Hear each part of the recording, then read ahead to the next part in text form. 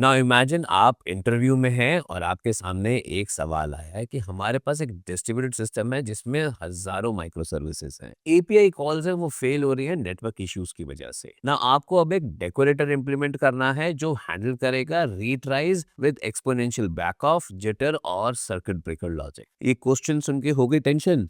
आज के इस वीडियो में मैं इस क्वेश्चन को तो सॉल्व करूंगा ही, और इसके साथ हम करेंगे डीप डाइव पाइथन के डेकोरेटर्स में, जिसमें हम बेसिक से लेके एडवांस पैटर्न सारे सीखेंगे so that you are ready for interviews. और इसमें मैं आपको दिखाऊंगा एक्चुअल रनेबल कोड, सारे कॉन्सेप्ट्स को क्लियरली एक्सप्लेन करूंगा और शेयर करूंगा टिप्स इंटरव्यूज को हैंडल करने के लिए। फिर चाहे आप इस सेशन को टेक्निकल इंटरव्यूज की प्रिपरेशन के लिए यूज कर रहे हैं या अपने स्किल को एक लेवल अप करने के लिए कोशिश करें, ये आपको पूरा हेल्प करेगा। तो चलिए शुरुआत करते हैं। और सबसे पहले, what is a decorator? Decorator एक डिजाइन पैटर्न है जो आपको अलाउ करता है किसी भी फंक्शन की एग्जिस्टिंग फंक्शनैलिटी को एक्सटेंड करना बिना उसको चेंज किए। और स्टार्ट करते हैं छोटे से एग्जाम्पल से, और फिर इसके बाद हम कुछ बेसिक कॉन्सेप्ट सीखेंगे जो जरूरी है डेकोरेटर्स को इम्प्लीमेंट करने के लिए।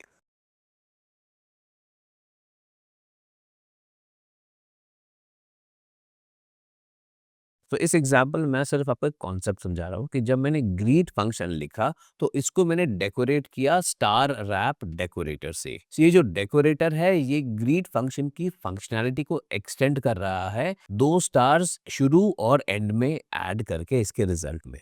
अब मैं अगर स्टार रैप को कमेंट करके इस कोड को फिर से एग्जीक्यूट करूंगा तो जो नया आउटपुट आएगा उसमें ये जो स्टार्स हैं हाई देयर के लेफ्ट और राइट में वो नहीं आएंगे। मींस जो ग्रीट फंक्शन है उसकी फंक्शनैलिटी एक्सटेंड नहीं होगी, जो वो ओरिजिनल फंक्शनैलिटी है वही रहेगी। और ये एक्सटेंशन होती है कुछ नया कोड फंक्शन के एग्जीक्यूशन से पहले या उसके बाद में, या फिर पहले और बाद दोनों के केस में एग्जीक्यूट करके होती है। जो ओरिजिनल फंक्शन है उसकी फंक्शनैलिटी चेंज नहीं होती है, बट हाँ हमको ऐसा लगता है, ऐसा अपीयर होता है जैसा कि आपने इस एग्जांपल में देखा कि ग्रीट फंक्शन की फंक्शनैलिटी को हमने मॉडिफाई किया है स्टार्स को ऐड करके। अब बारी आती है डेकोरेटर्स के इम्प्लीमेंटेशन की, और हम सीखेंगे इसके लिए कुछ कॉन्सेप्ट्स। और सबसे पहला है functions are first class objects. और जब मैं बोलता हूँ functions are first class object, it means Python में मैं फंक्शन को एक वेरिएबल में असाइन कर सकता हूँ। इट ऑल्सो मीन्स कि मैं एक फंक्शन को एज एन आर्ग्यूमेंट किसी दूसरे फंक्शन को पास कर सकता हूँ, और फंक्शन किसी दूसरे फंक्शन की रेफरेंस को as a return value return कर सकता है। अब इन तीनों कॉन्सेप्ट्स की छोटी सी इम्प्लीमेंटेशन।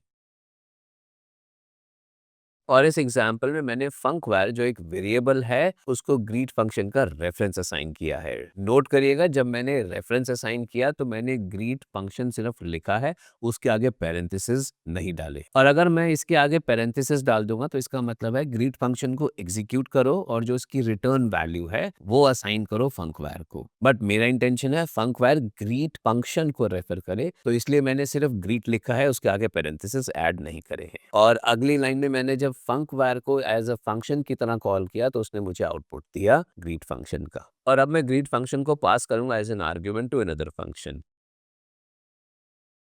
और इस एग्जांपल में मैंने एक फंक्शन लिखा है आउटर, जिसको मैं ग्रीट फंक्शन पास कर रहा हूँ एज ए रेफरेंस। और आउटर फंक्शन के अंदर मैं ग्रीट फंक्शन जो मैंने रेफरेंस की तरह पास किया उसको एग्जीक्यूट कर रहा हूँ, और जो भी इसकी रिटर्न वैल्यू है उसको मैं रिटर्न कर रहा हूँ। इस तरह से मैं एक फंक्शन को दूसरा function as an argument pass कर सकता हूँ। और अब देखते हैं तीसरा पॉइंट, जिसमें एक फंक्शन किसी दूसरे फंक्शन की रेफरेंस को as a return value return कर रहा है।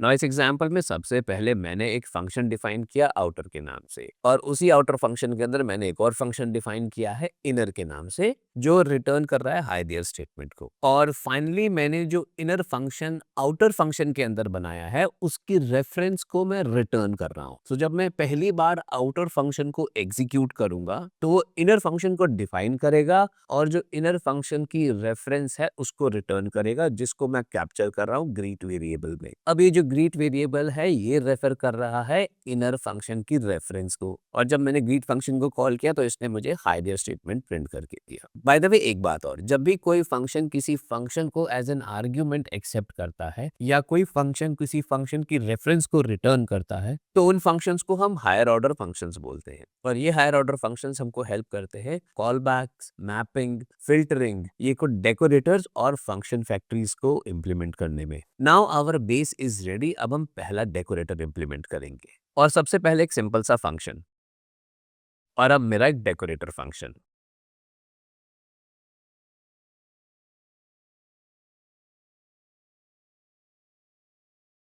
ना जो दूसरा फंक्शन लिखा है वो मेरा डेकोरेटर फंक्शन है, जिसमें मैं एक और फंक्शन डिफाइन कर रहा हूँ डेकोरेटेड के नाम से। और इस सेकंड फंक्शन के अंदर सबसे पहले मैंने एक प्रिंट स्टेटमेंट एग्जीक्यूट किया बिफोर फंक्शन कॉल, और फिर इसके बाद मैंने वो फंक्शन कॉल किया जो मैं इस डेकोरेटर को एज एन आर्गुमेंट पास कर रहा हूँ, और फाइनली एक और प्रिंट स्टेटमेंट। और जब मैं फर्स्ट डेकोरेटर फंक्शन को कॉल करूंगा तो वो मुझे डेकोरेटेड फंक्शन जो है उसका रेफरेंस रिटर्न करेगा, और जो लास्ट लाइन में जब मैं डेकोरेटेड फंक्शन को कॉल करूंगा तो ये इन तीनों स्टेटमेंट्स को प्रिंट करेगा। Here is the output. Now अब एक छोटा सा चेंज। ना इस स्टेटमेंट में फर्स्ट डेकोरेटर जो डेकोरेटेड मेथड है उसका जो रेफरेंस रिटर्न कर रहा है वो फन के अंदर मैं कैप्चर कर रहा हूँ, और जब मैंने फन को एग्जीक्यूट किया तो उसने अपनी एक्चुअल स्टेटमेंट एग्जीक्यूट करने की बजाय इस डेकोरेटेड फंक्शन को कॉल किया। और यही स्टेटमेंट है जो मुझे इंप्रेशन देता है कि जब मैं डेकोरेटर लिखता हूँ तो वो मेरे ओरिजिनल फंक्शन की फंक्शनैलिटी को ही चेंज कर देता है। आइडियली जो फन है अभी वो ओरिजिनल फंक्शन को पॉइंट नहीं कर रहा बल्कि डेकोरेटेड फंक्शन को रेफर कर रहा है। और अब बात करते हैं थोड़ी सी शुगर कोटिंग की।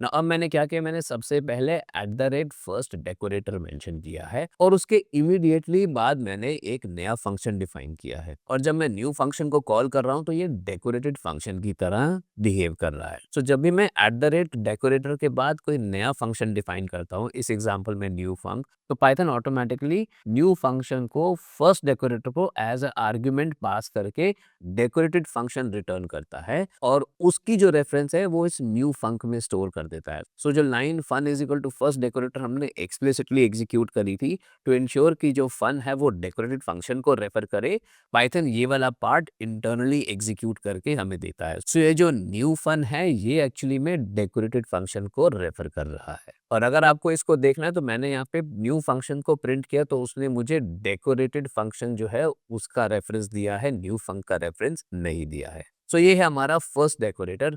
सो अब आपको पता है डेकोरेटर कैसे लिखना है और बिहाइंड द सीन क्या एक्टिविटीज होती हैं अगर मैं डेकोरेटर को मैन्युअली डिफाइन करने की कोशिश करूँ तो। बट इस कोड में हम डेकोरेटर के लिए एट द रेट साइन ही यूज करेंगे, उस कोड का इंटेंशन था आपको कॉन्सेप्ट को समझाने का। नाउ जस्ट टू इंश्योर कि ये जो न्यू फन फंक्शन है ये न्यू फन फंक्शन ही रहे, ये डेकोरेटेड फंक्शन की तरह ना दिखे, तो इसके लिए हम यूज करते हैं फंक टूल्स यूटिलिटी का wraps function, and by the way ये भी एक डेकोरेटर है। सो अब मैं अपने फर्स्ट डेकोरेटर में थोड़ा सा और कोड चेंज करूंगा। ना ये जो रैप्स डेकोरेटर है ये इंश्योर करेगा कि जो भी फंक्शन एज एन आर्ग्यूमेंट मैं इसको पास कर रहा हूँ ये उसी की इंफॉर्मेशन मेंटेन करेगा जब मैं किसी फंक्शन की इंफॉर्मेशन को देखना चाहता हूँ। सो इस चेंज के बाद if you notice the output ये न्यू फंक को ही रेफर कर रहा है, डेकोरेटेड फंक्शन को रेफर नहीं कर रहा। ना ये है मेरा सिंपल सा डेकोरेटर। अब मैं इसको और कॉम्प्लिकेट करूंगा। अब मैं उस फंक्शन को डेकोरेट करूंगा जो पैरामीटर एक्सेप्ट करता है। Before I start with this अब एक अपडेटेड डेफिनेशन डेकोरेटर्स की जितना हमने अभी तक सीखा है। सो डेकोरेटर एक हायर ऑर्डर फंक्शन है जो ऐड करता है बिहेवियर किसी दूसरे फंक्शन में बिना उस फंक्शन के कोड को चेंज किए। पाइथन में जो फंक्शंस हैं वो फर्स्ट क्लास ऑब्जेक्ट्स हैं। मींस मैं फंक्शन को किसी वेरिएबल को असाइन कर सकता हूँ, मैं फंक्शन को एज एन आर्ग्यूमेंट पास कर सकता हूँ दूसरे फंक्शन को, और कोई फंक्शन फंक्शन को रिटर्न कर सकता है। और पाइथन इन्हीं कॉन्सेप्ट्स को यूज करके रैपर पैटर्न इंप्लीमेंट कर, जो डेकोरेटर होते हैं वो एक फंक्शन को रिसीव करते हैं और एक नया रैपर फंक्शन बनाते हैं। वो रैपर फंक्शन ओरिजिनल फंक्शन के एग्जीक्यूशन से पहले या बाद में या दोनों पहले और बाद में कोड ऐड करते हैं और फिर वो जो नया रैप्ड फंक्शन है उसको रिटर्न करते हैं। और ये जो मेरा एट द रेट सिंटैक्स है ये इंश्योर करता है जो ओरिजिनल फंक्शन है उसी को डेकोरेटेड फंक्शन रीअसाइन हुआ है। तो अब रिज्यूम करते हैं डिस्कशन उस फंक्शन का जो पैरामीटर एक्सेप्ट करता है।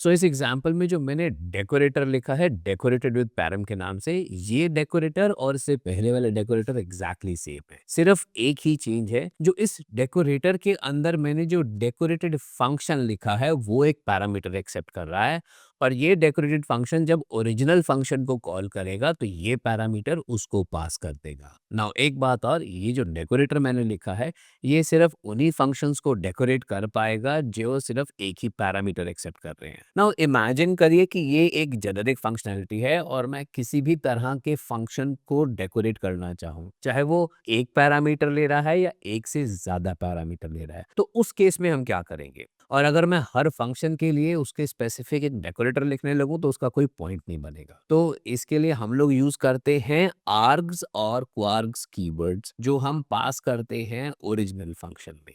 सो ये दोनों इंश्योर करते हैं कि मेरा ओरिजिनल फंक्शन जितने भी आर्ग्यूमेंट्स एक्सेप्ट कर रहा है उसको उतने आर्ग्यूमेंट्स मिलेंगे। और अगर आपको आर्ग्स और क्वार्ग्स के बारे में और भी डिटेल में जानना है तो इसके लिए मैंने एक वीडियो ऑलरेडी रिलीज किया है फंक्शंस इन पाइथन के नाम से। उसकी डिटेल्स मैंने इस वीडियो के डिस्क्रिप्शन में भी शेयर करी है, आप उसको भी चेक कर सकते हैं। अब मैं इस डेकोरेटर को चेंज करूंगा और ये डेकोरेटर हर तरह के फंक्शन को एकोमोडेट कर पाएगा। ये सिर्फ लिमिटेड नहीं होगा सिर्फ एक ही पैरामीटर के लिए।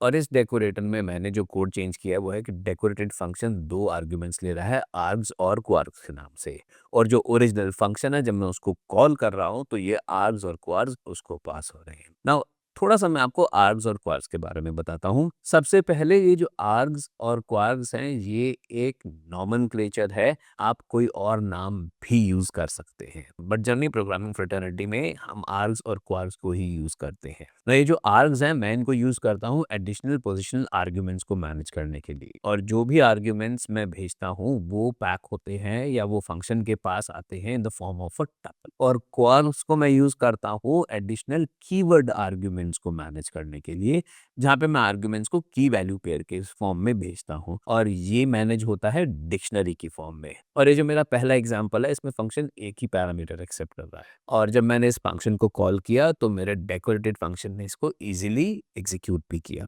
और क्योंकि ये पोजिशनल आर्ग्यूमेंट है तो इस केस में आर्ग्स यूज में आया है। अब मैं इसके दो एग्जांपल्स और शेयर करता हूँ। अभी जो पहला एग्जांपल है इसमें फंक्शन कोई भी आर्ग्यूमेंट एक्सेप्ट नहीं कर रहा है, बट मैंने उसको सेम डेकोरेटर से डेकोरेट किया है, और ये है इसका आउटपुट।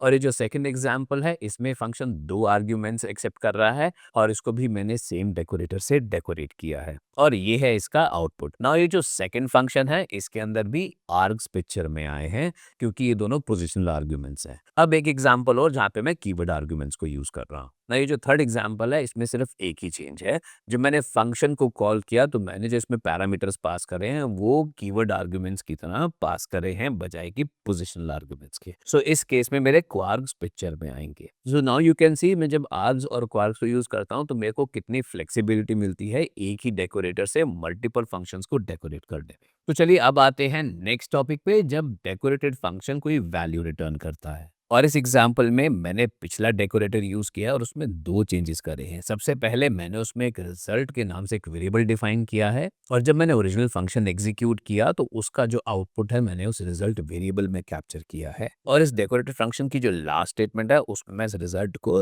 रिटर्न कर रहा हूँ। Now, जब हम प्रोडक्शन लेवल कोड लिखेंगे तो ये जो मैंने प्रिंट स्टेटमेंट्स डेकोरेटेड फंक्शन में डाली हैं ये रिप्लेस हो जाएंगी एक्चुअल लॉजिक से या किसी कोड के एग्जीक्यूशन से। सो ये पॉसिबल है कि जो मेरा डेकोरेटेड फंक्शन है वो जो ओरिजिनल फंक्शन है उसकी जो रिटर्न वैल्यू है उसको एज इज रिटर्न करे, और एक पॉसिबिलिटी ये भी हो सकती है जो डेकोरेटेड फंक्शन है वो ओरिजिनल फंक्शन के आउटपुट को लेके उसमें कुछ चेंजेस या एडिशन करके फिर उसकी वैल्यू को रिटर्न करे, डिपेंडिंग ऑन एप्लीकेशन का लॉजिक या एप्लीकेशन की डिमांड क्या है। और अब इसके अगर आउटपुट को ऑब्जर्व करें तो इसने डेकोरेटेड फंक्शन की 2 प्रिंट स्टेटमेंट्स है, पहले उनको एग्जीक्यूट किया है और आखिरी में जो मैंने फन फंक्शन को कॉल किया है प्रिंट फंक्शन के अंदर, उसने इस फंक्शन के एक्चुअल आउटपुट को प्रिंट किया है। तो अब तक हमने सीखा कि अगर मुझे एक डेकोरेटर लिखना है तो उसके अंदर मेरा एक डेकोरेटेड फंक्शन होगा, वो फंक्शन एक्चुअली में जो मेरा ओरिजिनल फंक्शन है उसको एग्जीक्यूट करेगा और जो मेरा डेकोरेटेड फंक्शन है वो आर्ग्यूमेंट्स भी एक्सेप्ट कर सकता है जो हम ओरिजिनल फंक्शन को पास करते हैं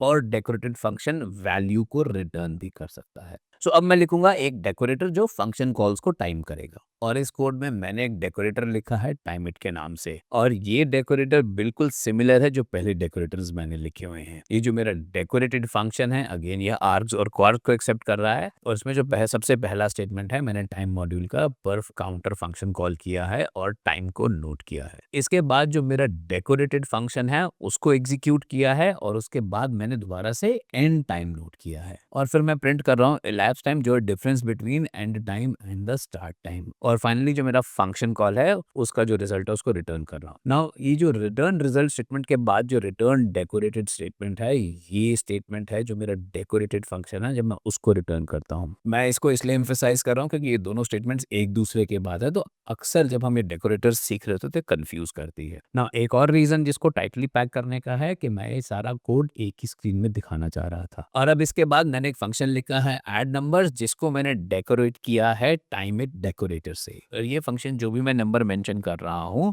1 से लेके उस नंबर तक सारे नंबर्स को सम टोटल करके रिटर्न कर रहा है और फाइनली ये है इसका आउटपुट। जब मैंने 1 करोड़ नंबर्स ऐड किए तो इस फंक्शन को 0.33 सेकेंड्स लगे कंप्लीट होने में और जो इसका सम टोटल है वो है 500 समथिंग समथिंग। अब एक और टॉपिक और एक काफी फेवरेट इंटरव्यू क्वेश्चन है create decorator with parameters. Now remember decorator की एक फंक्शन है और वो भी पैरामीटर एक्सेप्ट कर सकता है। सो अब आप इसको कैसे इंप्लीमेंट करोगे? अगर इसको इम्प्लीमेंट करना तो मेरे पास सबसे पहले है डेकोरेटर फैक्ट्री जो डेकोरेटर के लेवल के पैरामीटर्स को एक्सेप्ट करता है और ये मुझे रिटर्न करता है एक डेकोरेटर और ये जो डेकोरेटर है ये एक्सेप्ट करता है फंक्शन एज एन आर्ग्यूमेंट या पैरामीटर और रिटर्न करता है एक रैपर फंक्शन और ये जो रैपर फंक्शन है ये एक्सेप्ट करता है आर्ग्यूमेंट्स या पैरामीटर्स ओरिजिनल फंक्शन जिसको हमने रैप किया है उसको एग्जीक्यूट करने में।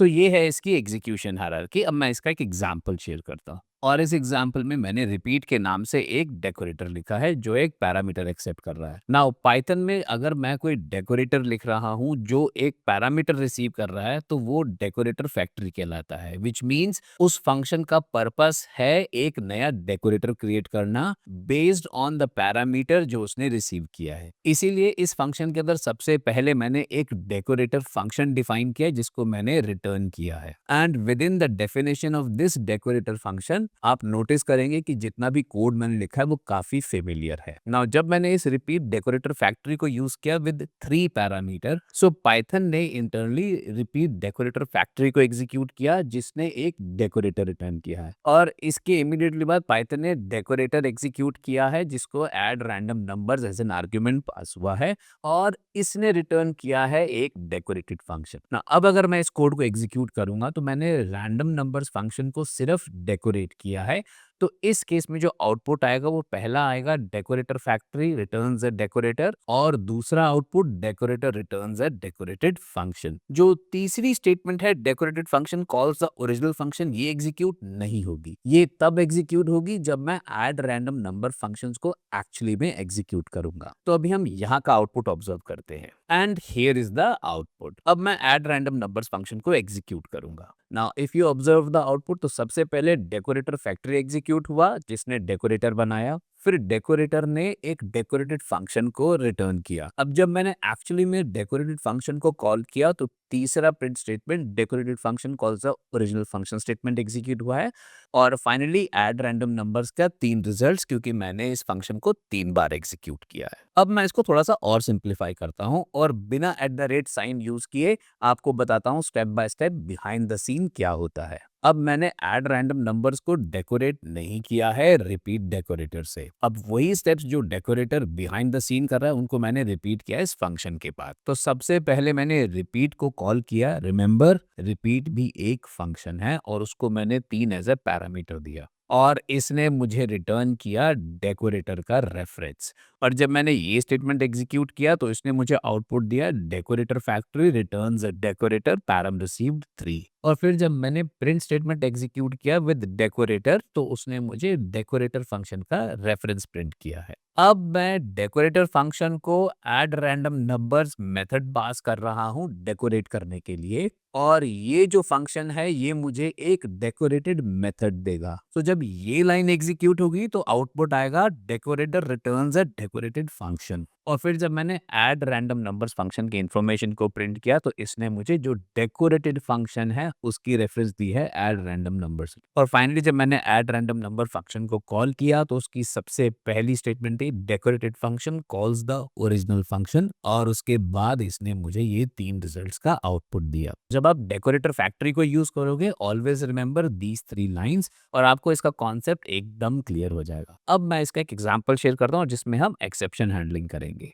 सो इस एग्जाम्पल में जो मैंने फंक्शन लिखा है हैंडल एक्सेप्शंस, ये एक डेकोरेटर फैक्ट्री है जो एक डेकोरेटर को क्रिएट करेगा, और ये decorator factory function exception receive करेगा एज अ पैरामीटर। और अगर यूजर इस डेकोरेटर को यूज करते कोई भी एक्सेप्शन मेंशन नहीं करता तो बाय डिफॉल्ट इसकी एरर क्लास एक्सेप्शन है जो है बेस क्लास सारी एक्सेप्शंस की। और ये मुझे रिटर्न कर रहा है एक डेकोरेटर जिसको मैं यूज करूंगा फंक्शन को डेकोरेट करने के लिए। और जो डेकोरेटेड फंक्शन है इसके अंदर मैंने ट्राई ब्लॉक वाला कोड लिखा हुआ है।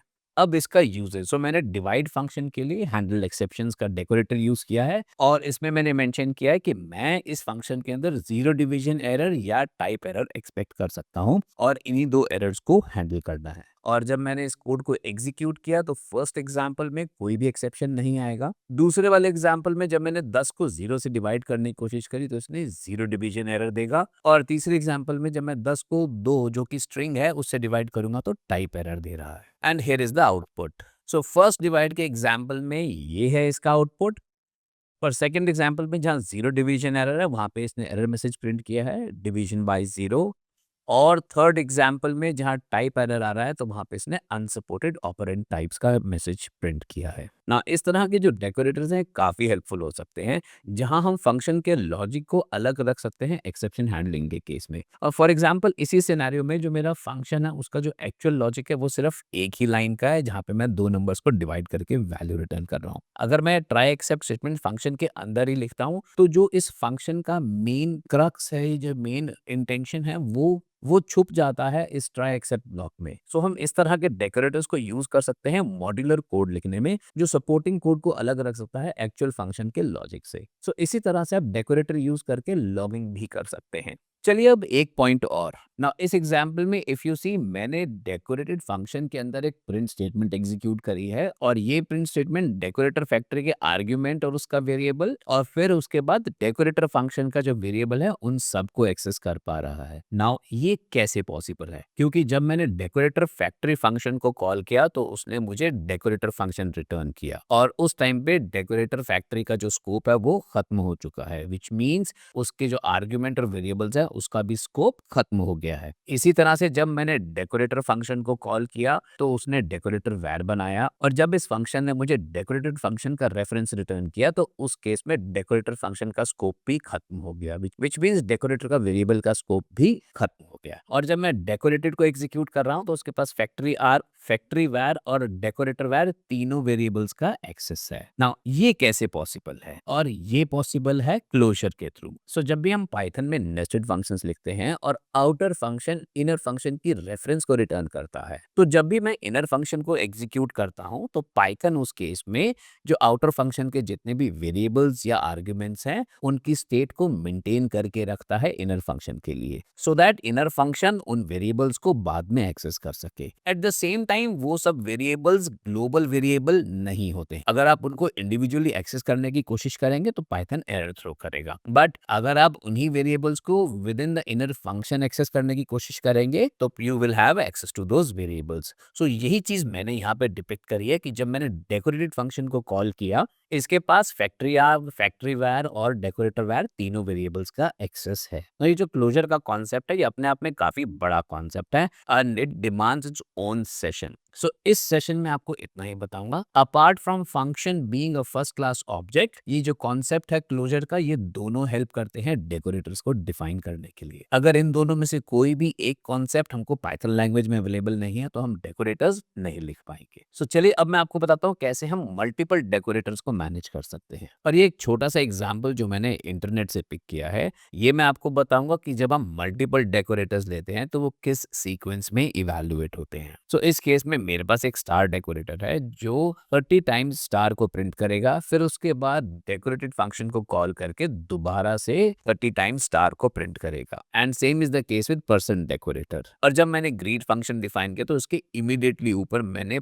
परसेंट डेकोरेटर मेंशन किया है और उसके ऊपर फिर मैंने स्टार डेकोरेटर मेंशन किया है। नाउ जब मैं इस कोड को लिखूंगा तो वो सीक्वेंस होगी, पहले मैं स्टार डेकोरेटर मेंशन कर रहा हूँ, उसके बाद परसेंट, और फिर उसके बाद मैं ग्रीट फंक्शन लिख रहा हूँ। बट पाइथन जब इनको इवैल्यूएट करेगा तो सबसे पहले परसेंट डेकोरेटर को इवैल्यूएट करेगा, विच मीन्स परसेंट डेकोरेटर के पास जो मेरा ओरिजिनल ग्रीट फंक्शन है उसका रेफरेंस जाएगा और ये मुझे रिटर्न करेगा परसेंटेज वाला डेकोरेटेड फंक्शन। अब ये डेकोरेटेड फंक्शन फर्दर पास होगा स्टार डेकोरेटर को, परसेंट डेकोरेटेड फंक्शन जो है उसको डेकोरेट करेगा और मुझे स्टार डेकोरेटेड फंक्शन रिटर्न करेगा। और जब मैं इस ग्रीट फंक्शन को कॉल करूंगा तो सबसे पहले वो स्टार प्रिंट करेगा, फिर उसके बाद वो फंक्शन को कॉल करेगा। ना स्टार के पास जो फंक्शन आया है वो परसेंटेज वाला डेकोरेटेड फंक्शन आया है, तो फिर वो परसेंटेज वाले डेकोरेटेड फंक्शन को कॉल करेगा और उसके लिए वो सबसे पहले 30 परसेंटेज साइंस प्रिंट करेगा। फिर इसके बाद जो मेरा ओरिजिनल फंक्शन है उसका एग्जीक्यूशन होगा जो प्रिंट करेगा हेलो स्टेटमेंट और उसके बाद फिर से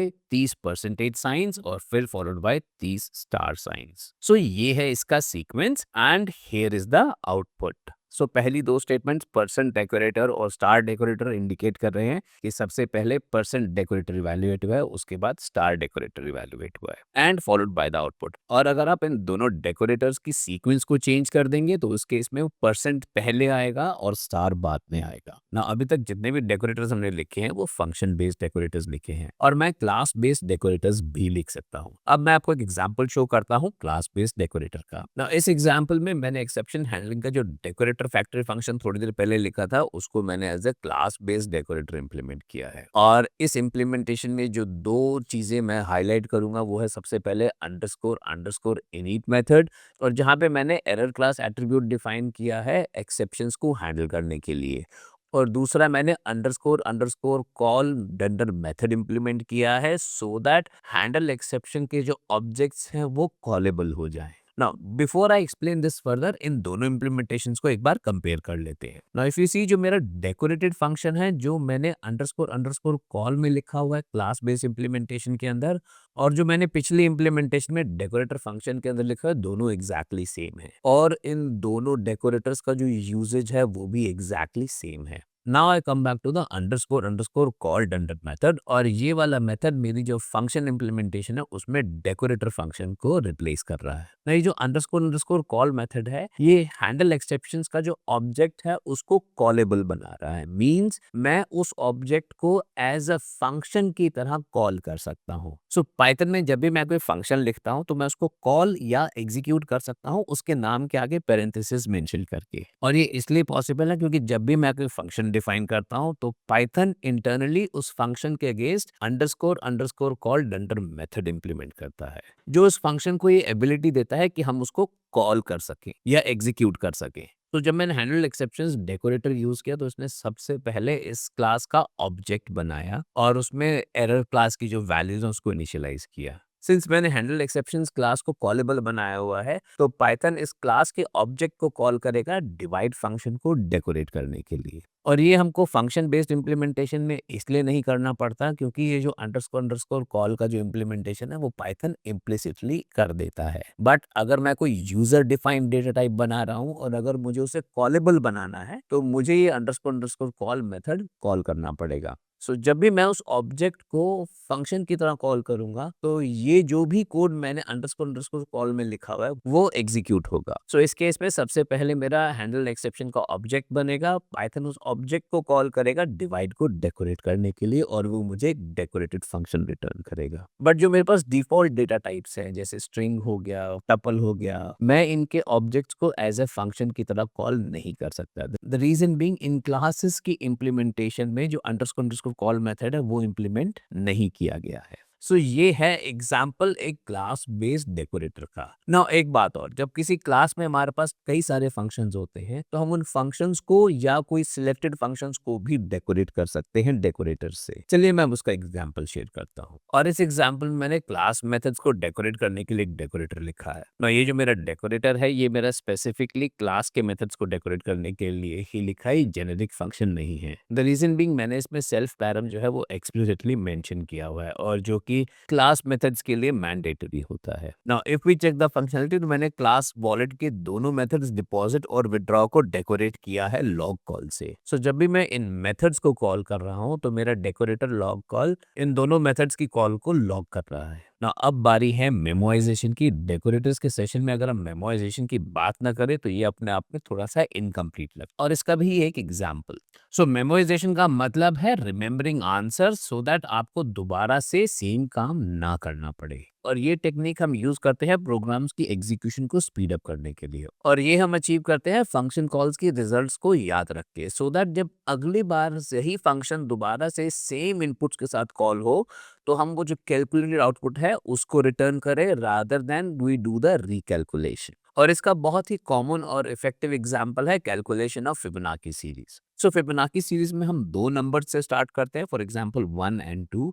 सो इस सीरीज में जो नेक्स्ट नंबर है वो पिछले दो नंबर का सम टोटल होता है, तो इस केस में वो हो जाएगा 1 + 2 3।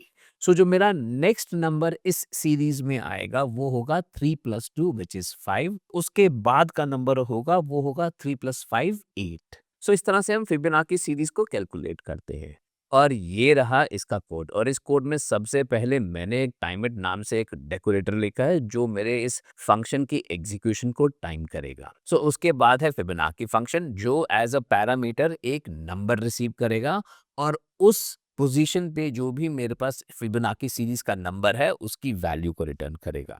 सो फॉर एग्जाम्पल अगर मैंने इसको पहले कॉल में फिबोनाची 8 के साथ कॉल किया तो फिबोनाची सीरीज का 8th नंबर वो मेरे को रिटर्न करेगा और इस सीरीज के 8th नंबर तक पहुंचने के लिए ये फर्स्ट से लेके 7 तक के सारे नंबर्स को कैलकुलेट करेगा। नाउ इसके बाद अगर मैंने दोबारा से उस फंक्शन को कॉल किया फिबोनाची विद पैरामीटर 12 तो ये फिबोनाची सीरीज के 12th नंबर को मुझे रिटर्न करेगा और उस 12th नंबर तक पहुंचने के लिए ये फर्स्ट से लेके 11 तक सारी कैलकुलेशंस फिर से करेगा। और उसके बाद मैंने फंक्शन लिखा है फिब के नाम से जो इस फिबोनाची फंक्शन को बार बार कॉल करेगा। मैं फिबोनाची सीरीज के फर्स्ट 40 नंबर्स को प्रिंट कर रहा हूं और इस फिब फंक्शन को मैंने टाइम किया है टू सी कितना टाइम लेता है इतनी सारी कैलकुलेशंस करने के लिए। सो मेरी मशीन पे इतने सारे नंबर्स को जनरेट करने के लिए 11.77 सेकंड्स लगे। नाउ अब मैं आपको बताऊंगा कि मेमोराइजेशन यहाँ हमको कैसे हेल्प कर सकता है। नाउ यहाँ पे मैंने फंक टूल्स का LRU कैशे जो है वो एक डेकोरेटर इंपोर्ट किया है।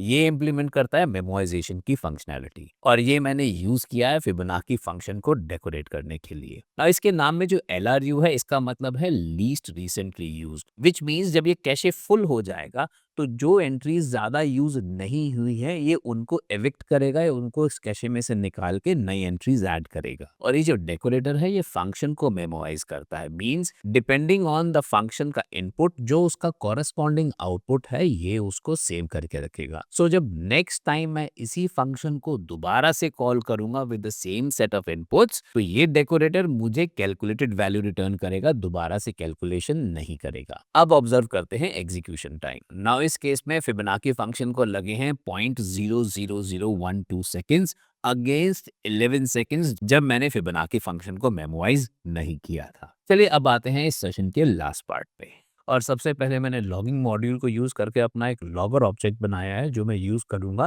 लॉगिंग के लिए। और फिर इसके बाद मैंने एक इन्यूमरेशन क्लास बनाई है सर्किट ब्रेकर की स्टेट को मेंटेन करने के लिए जो है क्लोज्ड, ओपन और हाफ ओपन। और फिर इसके बाद है मेरा सर्किट ब्रेकर का लॉजिक और सबसे पहले मेरे पास फेलियर थ्रेशोल्ड और रिकवरी टाइम आउट जो सेकंड्स में मेंशन्ड है, और फेलियर काउंट मेंटेन करेगा कि कितनी बार मेरी कॉल फेल हुई है। लास्ट फेलियर टाइम, जब लास्ट कॉल फेल हुई थी उसका टाइम रिकॉर्ड करेगा। जो डिफॉल्ट स्टेट है मेरे सर्किट ब्रेकर की वो क्लोज्ड है, और इसमें मैं थ्रेडिंग मॉड्यूल यूज कर रहा हूँ टू इंश्योर कि जब भी मैं इस क्लास के एट्रीब्यूट्स को अपडेट करूँ वो थ्रेड सेफ हो। और फिर इसमें मैंने डिफाइन किया है कॉल फंक्शन जो एक्सेप्ट कर रहा है कॉलेबल फंक्शन को और उसके आर्ग्यूमेंट्स। और before I call the function मैं सबसे पहले चेक कर रहा हूँ मेरा सर्किट ब्रेकर का स्टेटस। अगर मेरा सर्किट ब्रेकर ओपन है तो मैं कंपेयर कर रहा हूँ लास्ट फेलियर टाइम को अगेंस्ट रिकवरी टाइम आउट। अगर मेरा last failure time recovery time out से ज्यादा है तो मैं सर्किट ब्रेकर को हाफ ओपन कर रहा हूँ। अदरवाइज मैं एक एक्सेप्शन रेज कर रहा हूँ, सर्किट ब्रेकर इज ओपन,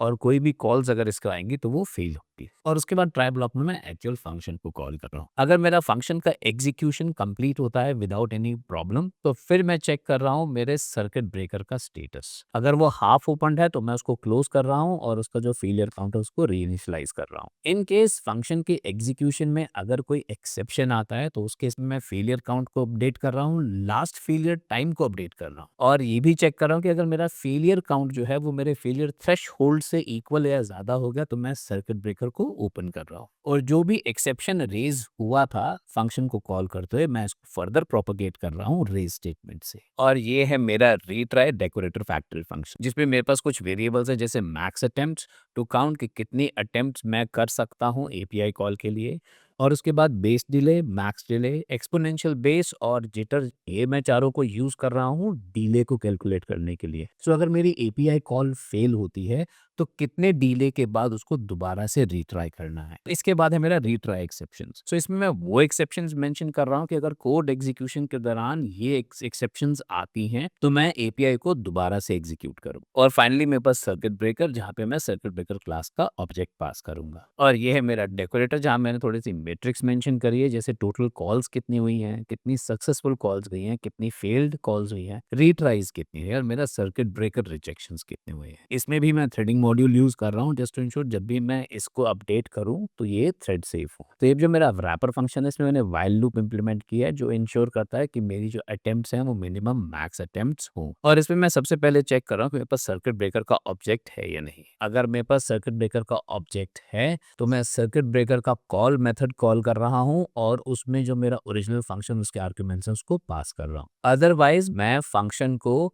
इसी व्हाइल लूप के अंदर कॉल कर रहा हूँ। अगर फंक्शन का एग्जीक्यूशन इज अ सक्सेस तो फिर मैं मैट्रिक्स में सक्सेसफुल कॉल्स को अपडेट कर रहा हूँ, और अगर मेरा ये सक्सेस पहली अटेम्प्ट के बाद हुआ है तो मैं उसमें अटेम्प्ट्स को मेंशन कर रहा हूँ और फाइनली रिजल्ट रिटर्न कर रहा हूँ। ना इन केस फंक्शन के एग्जीक्यूशन में कोई एक्सेप्शन आती है देन मैं सबसे पहले चेक कर रहा हूँ कि अगर वो एक्सेप्शन मेरी रीट्राई एक्सेप्शन का पार्ट नहीं है तो मैं एरर को लॉग कर रहा हूँ, फेल्ड कॉल्स के वेरिएबल को इंक्रीमेंट कर रहा हूँ और एक्सेप्शन को आगे प्रोपगेट कर रहा हूँ। अगर मेरा सर्किट ब्रेकर ओपन है तो उस केस में भी मैं सर्किट ब्रेकर रिजेक्शन के काउंट को अपडेट कर रहा हूँ और एक्सेप्शन को फर्दर प्रोपगेट कर रहा हूँ। नाउ तीसरा, अगर मेरी जो अटेम्प्ट्स हैं वो मैक्स अटेम्प्ट्स से ज्यादा या उसके इक्वल हो गई हैं तो उस केस में भी मैं फेल्ड कॉल्स को अपडेट कर रहा हूँ और एक्सेप्शन को आगे फर्दर प्रोपगेट कर रहा हूँ। अब अगर वो तीनों एक्सेप्शंस नहीं हैं तो मैं बैक ऑफ डिले को कैलकुलेट कर रहा हूँ, जहाँ पे मैं बेस डिले,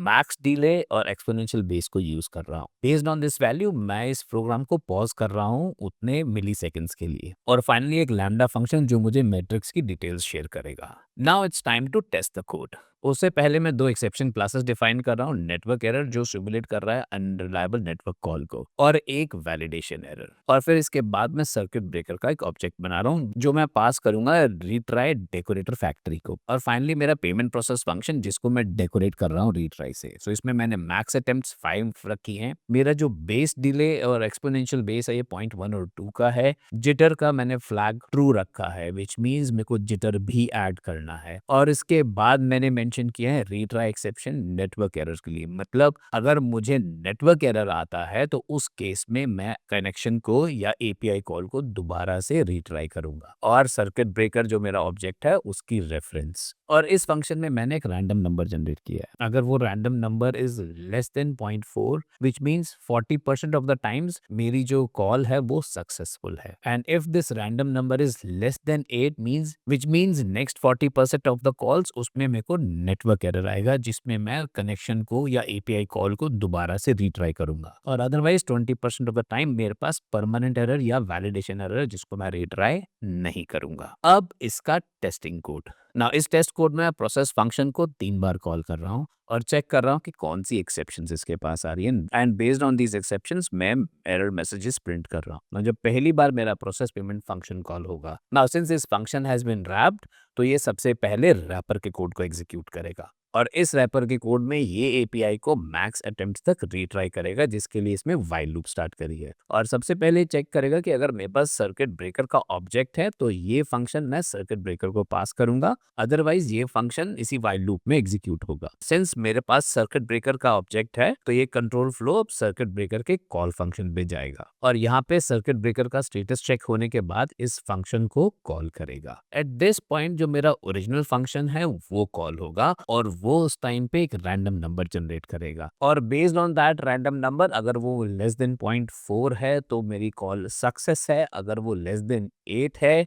तो इस केस में वो नेटवर्क एरर आएगा और अदरवाइज वो वैल्यू एरर थ्रो करेगा। नाउ सपोज इस केस में कोई भी एक्सेप्शन नहीं आता तो फंक्शन सक्सेसफुली एग्जीक्यूट होगा और सर्किट ब्रेकर के स्टैटिस्टिक्स अपडेट हो जाएंगे। बट अगर एरर आता है तो उस केस में एक्सेप्शन रेज होगा, अगेन सर्किट ब्रेकर के स्टैटिस्टिक्स अपडेट होंगे और ये एक्सेप्शन फर्दर प्रोपोगेट होगा डेकोरेटर को और कंट्रोल आएगा इस एक्सेप्ट ब्लॉक पे। ना यहाँ पे मैं चेक कर रहा हूँ जो एक्सेप्शन आई है वो रीट्राई एक्सेप्शंस में जो एक्सेप्शंस मैंने ऐड करे उसका इंस्टेंस नहीं है, तो एरर मैसेज लॉग करेगा और इस एक्सेप्शन को फर्दर प्रोपोगेट कर देगा। और दूसरे चेक में चेक कर रहा है कि अगर सर्किट ब्रेकर ओपन है तो उस केस में भी एक्सेप्शन को फर्दर प्रोपोगेट करेगा और अगर मेरी अटेम्प्ट सारी पूरी हो गई है तो उस केस में भी एक्सेप्शन को फर्दर प्रोपोगेट करेगा। अदरवाइज ये बैक ऑफ डिले की वैल्यू को कैलकुलेट करेगा और इस प्रोग्राम को पॉज करेगा उतने मिली सेकेंड्स के लिए और दोबारा से रीट्राई करेगा और ये तब तक करेगा जब तक या तो मेरा सर्किट ब्रेकर क्लोज नहीं होता या सक्सेस नहीं होता या मेरी जितनी भी अटेम्प्ट्स हैं वो पूरी नहीं होती। ना ये जो एक्सेप्शंस मेरी प्रोपोगेट हुई है डेकोरेटर से वो यहाँ पे कैप्चर होंगी और उसके बेस पे ये एरर मैसेज प्रिंट करेगा। And here is the sample output जहाँ पे मैं इस फंक्शन को 3 बार टेस्ट कर रहा हूँ और हर फंक्शन को मैं 3 बार अटेम्प्ट करने की कोशिश कर रहा हूँ। सो फर्स्ट टाइम पे इनवैलिड अमाउंट की वजह से फेल हुआ, सेकेंड टाइम में it was success and third time में it was a failure again. Since मैं इसमें रैंडम फंक्शन यूज कर रहा हूँ तो आप जब भी इसको टेस्ट करोगे तो आपको अलग ही रिजल्ट दिखेंगे। So I just try one more time. So इस टेस्ट रन में पेमेंट 1 और payment 3 has been a success और जो पेमेंट 2 है वो फेल हुआ है। सो इसी के साथ मैं इस सेशन को कंक्लूड करता हूँ and before I say goodbye here is the summary of the session.